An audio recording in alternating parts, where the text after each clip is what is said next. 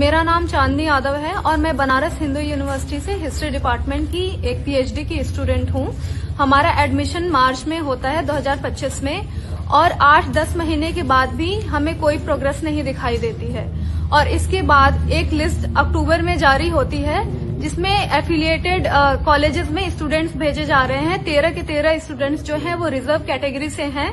और फिर जब हम इसके खिलाफ बोलते हैं, वीसी को हमने मेल किया तो उन्होंने एक ओम्बुड्स पर्सन को अपॉइंट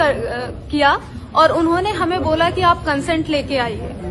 जब हम कंसेंट लेके जाते हैं कहीं ना कहीं से, क्योंकि हम बाहर से आए हुए हैं, तो हम भी किसी न किसी प्रोफेसर से बात करते हैं और एक वीक के अंदर हम कंसेंट लेके जाते हैं तो बोलते हैं कि नहीं, ये कंसेंट अब काम नहीं करेगा, आप अब एडमिशन जो होगा वो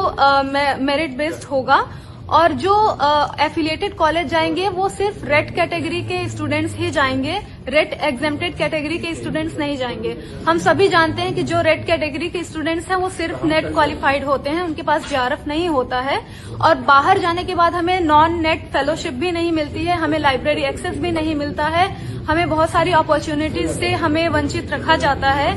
तो हमारी ये बस मांग है कि हम अगर इतने महीने तक हमने वेट किया है और हमने फी भी अगर हमने डीएमसी में पेमेंट करी है और हमारे पास कंसेंट भी है, हमारे पास चॉइस भी है, तो हम क्यों एफिलिएटेड कॉलेज जाएंगे और सारे के सारे रिजर्व कैटेगरी से ही क्यों जाएंगे और रेड के थ्रू ही क्यों जाएंगे? हमारा अगर मेरिट लिस्ट हमारी बनाई जा रही है तो वो दोनों से बनाई जाए और उसमें रिजर्वेशन पॉलिसी फॉलो करी जाए, तब हम जाके कहीं मानेंगे। नहीं तो हम इस धरने पे बैठे रहेंगे, रात हो या दिन हो, हम हमेशा बैठे रहेंगे।